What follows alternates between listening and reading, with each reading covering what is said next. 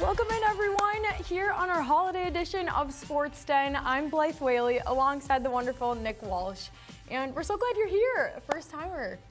Nick, we're welcoming you into Sports Den, our community here. I had to come down into the cave, into the den, and I'm excited to be here today. Yeah, we're so glad, and especially for this occasion, Nick, we gotta do a cheers to that, don't we? Absolutely. So I brought some hot chocolate for us.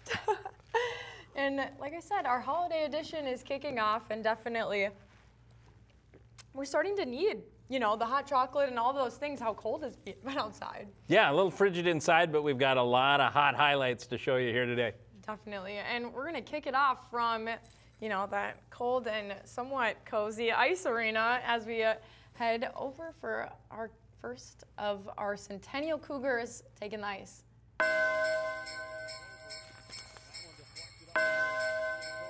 As we get ready at Champlain Park, Coon Rapids is who they're taking on. And this is the first time they matched up. We see that early goal coming from Callie Cody. Got that puck slung to her by O'Hara. But this time, Lily McKenzie able to get the puck and swing it over to Emma Strohs. An exciting tie-up there for this game. But in the third, at Champlain Park's Emma Strohs gets her second of the game. Her team, of course, celebrating right there. They're up, and now that tying goal to send it to overtime. This was from Megan Gaudreau. Now in overtime, who is going to be able to finish it out and win this game? This is O'Hara sending it to the 7th grader. That was Josie Chatleen who got that game winner. Take a look at that again. An exciting goal, of course. As they get to, you see our holiday cheer isn't just Nick and I on the desk. We got some fun animals alongside us. But that next matchup we're gonna take a look at, it's Hill Murray taking on Blaine. This was a little while ago, and it is 0-0 until the third period.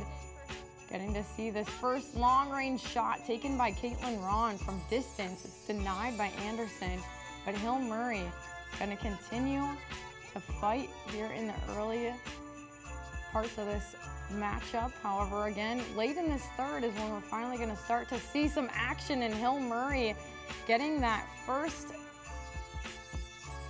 goal, of course, of the game. And as they continue on the ice here, they ended up taking that goaltender out of the game. And so in the last couple minutes, our Blaine Bengals went down by 2, and Hill Murray ended up winning it 2-0. We see that fireplace definitely heating us up here.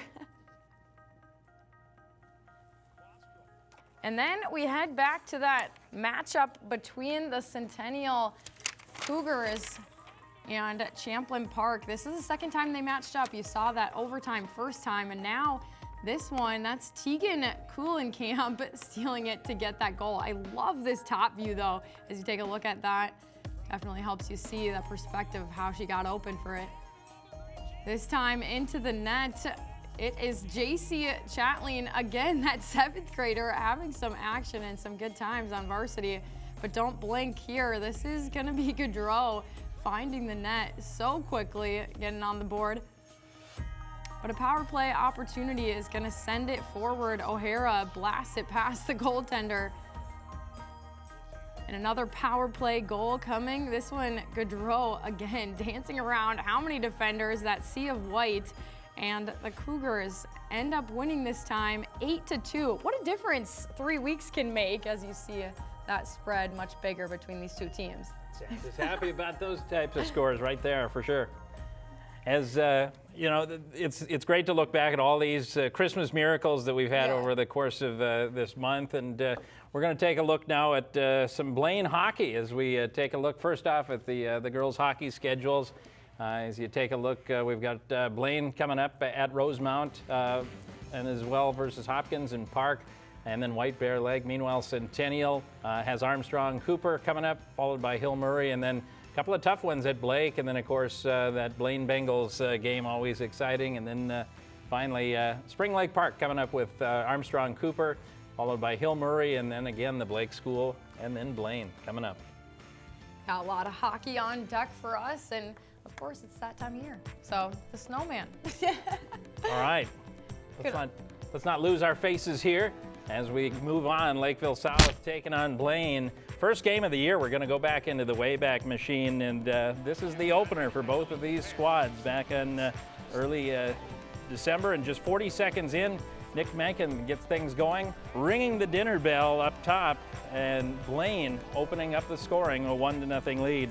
Lakeville South would get back on the scoring shock at the later in the period as Ashton Doms lights the lamp, tying things up at 1. The Bengals would take things back in the second as the Nick Mencken shot was saved, but there's Joe Penner to clean things up, and the Bengals are back up by 1. On to the third after Lakeville South ties things up again.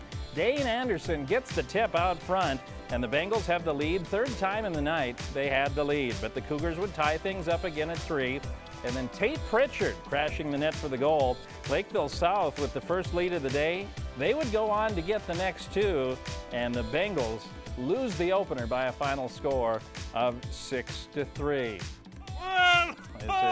We continue things on. Bodybuilding Santa, he's getting ready to strengthen himself up for Christmas Day. And we move on to Blaine and Coon Rapids later on, also in the Wayback Machine. It was Bryce Lager with the backhand to give Blaine the 1-0 lead, and that would be the first of many gifts that Coon Rapids would give the Bengals. Later on in the first, that's Landon Steffen crashing the net. Blaine up 3-1 in the first. On to the second, Blaine with Finn Loftus weaving his way in for the goal. That's his second goal of this game, and opening up the scoring now 6-2. Joe Penner doesn't handle the pass, but if at first you don't succeed, you give it to Alex Ernest. A little gift there for the goal on the power play, and another goal makes it 7-2. Now 9-2, and this time it's Penner who does the scoring himself. Snipe shot. 10 goals in the game for Blaine as the Bengals win it big over Coon Rapids here by a final score of 10-2. We move on now as we take a look at Spring Lake Park as they host, or they go to Coon Rapids, and it was early on. It was Trenton Tyson right out in front off the tip, and he gets the goal as Spring Lake Park. You can hear the jingle jangle there at 1-0. And then Blake Lewick later on in the first period, another snipe shot, hiding it right where Grandma hides the Christmas cookies, making it 2-0 there in the first for Spring Lake Park. We move on to the second, and it's John Ross on the power play right out in front, cleaning it up, looking under the Christmas tree for the presents. He finds one himself. It's 4-2 in favor of Spring Lake Park. We move on to the third now, and it was Justin Boyd off the rebound here. The puck is tipped. It comes back to him, and he gets the rebound. Spring Lake Park up 5-2 here.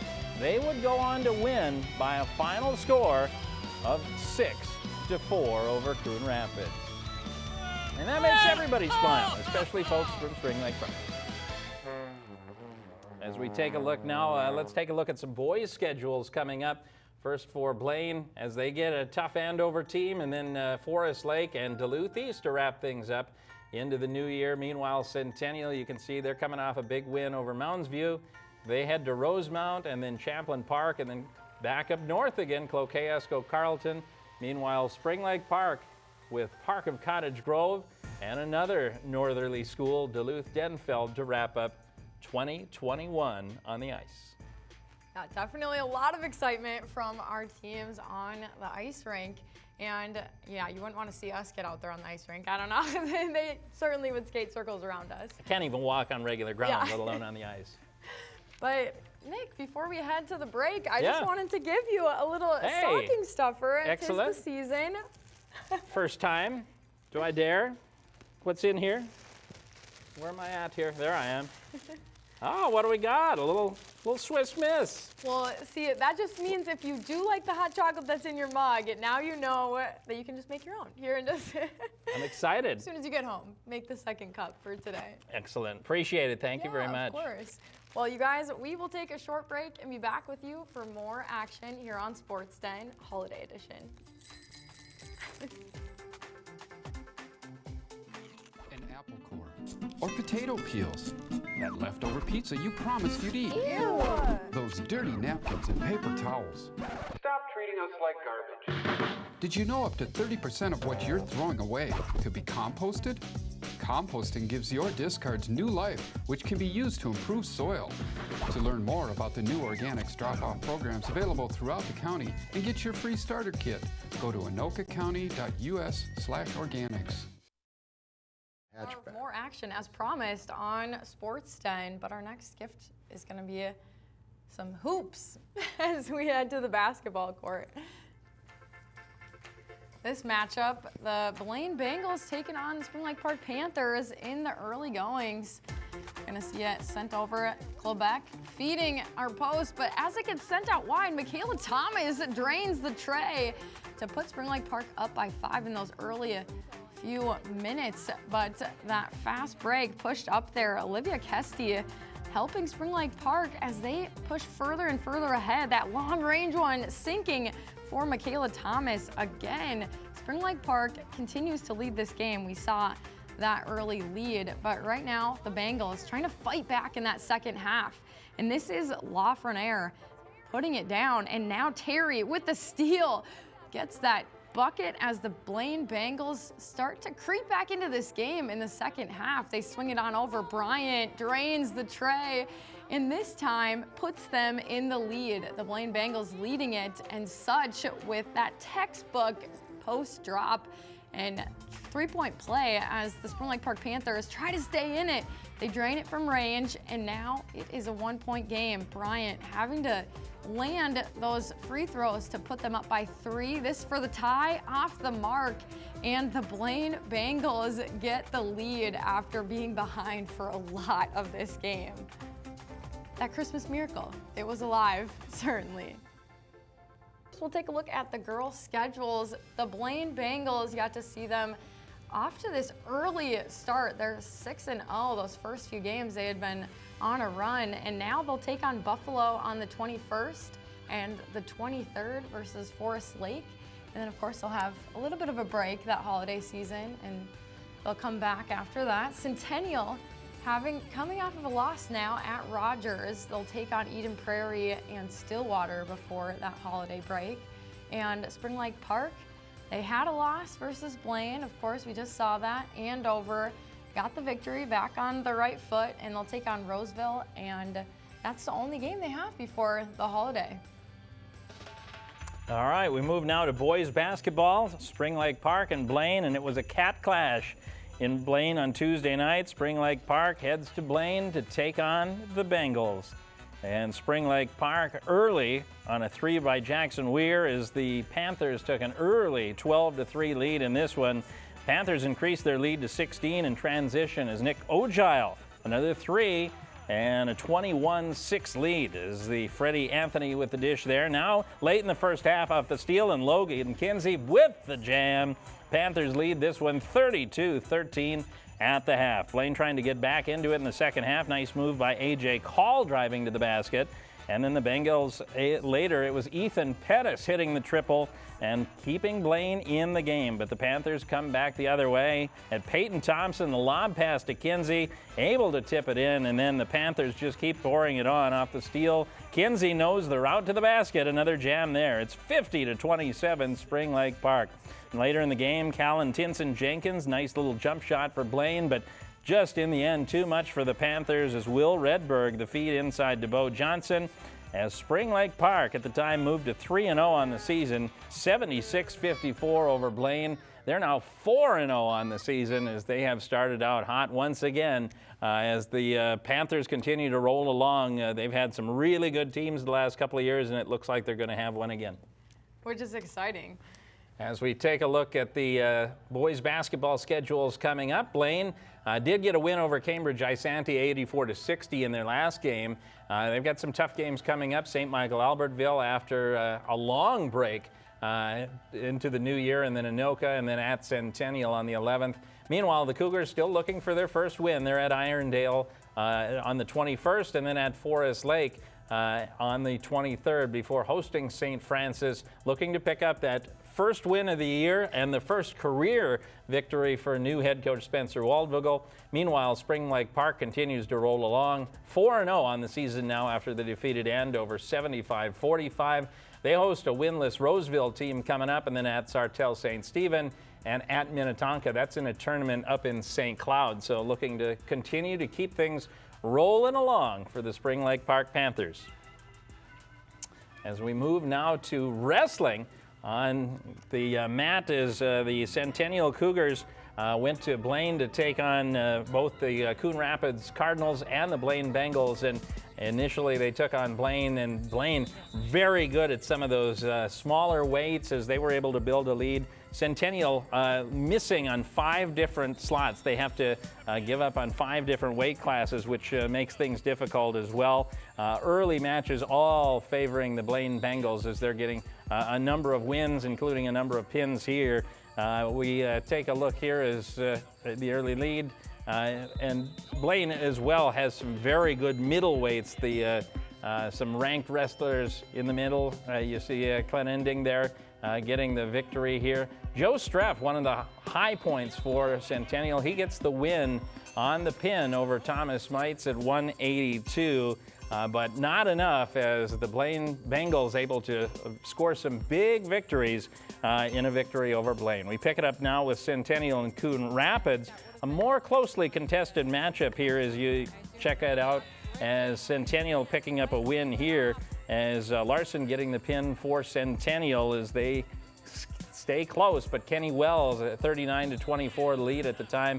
Kenny Wells comes back from 3-0. He gets the pin to pull out the 45-24 lead, and then at the heavyweight it was Cody Hackett who was able to, or rather Owen Hackett I should say, getting the check that Hayden Skillings getting check that Owen Hackett getting the pin over Skillings there for the Centennial Cougars. Not enough though, 45-36 for Coon Rapids. We move to the nightcap, and it was a good one between Coon Rapids and Blaine. You see Burdenstein getting the pin there, and then another pin coming up for Blaine as Landon Lorch gets the victory on the pin. Then Jack Johnson picks up a victory and picks up the 6 as Blaine continues to move forward. Now 24-12 as we pick it up here. Another pin for Luke Studer to open up the 30-24 lead over Tristan Hargrave of Coon Rapids. And then later on, it's Mitch Babineau as he's picking it up. He'll put the hammer down on Hunter Allen. Blaine begins to pull away in this one as we get into those middle weights once again for the Bengals, as Mackay Hexam picking up the decision here, 9-2 over Kenny Wells. Blaine ends up getting the victory in the nightcap. Final score here, Blaine 43, Coon Rapids 36. As we take a look at the wrestling schedules coming up, you can see Blaine's got a couple of matches here. Rogers 2 in a row. I'm guessing that's a tournament there, and then at Eden Prairie on the 8th of January. Meanwhile, Centennial also in a tournament at Chanhassen and at North coming up over the next couple of weeks. And then Spring Lake Park taking the road trip up to Cass Lake Bena up in the northern part of the state. And then facing off against Minneapolis Washburn, South St. Paul, and White Bear Lake to wrap up the 2021 grappling season here in Minnesota.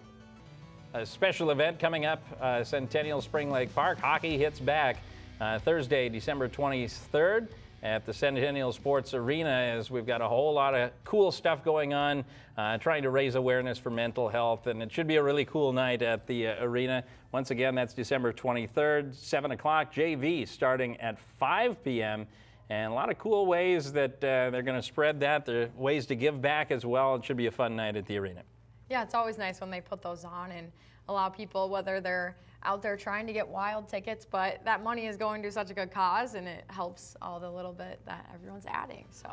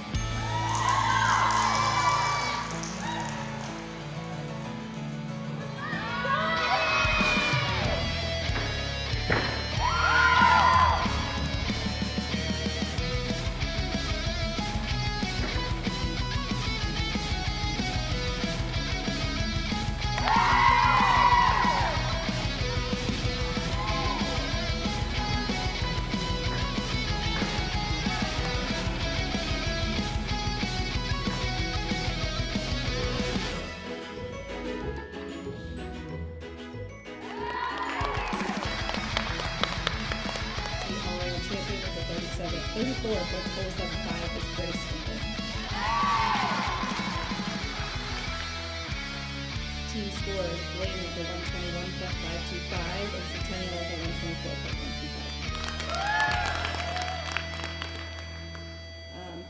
124.125. As we take a look at gymnastics schedules, Blaine, they will be taking on Elk River on the 22nd, and then they'll have a break for their holiday to come back versus Coon Rapids and Maple Grove.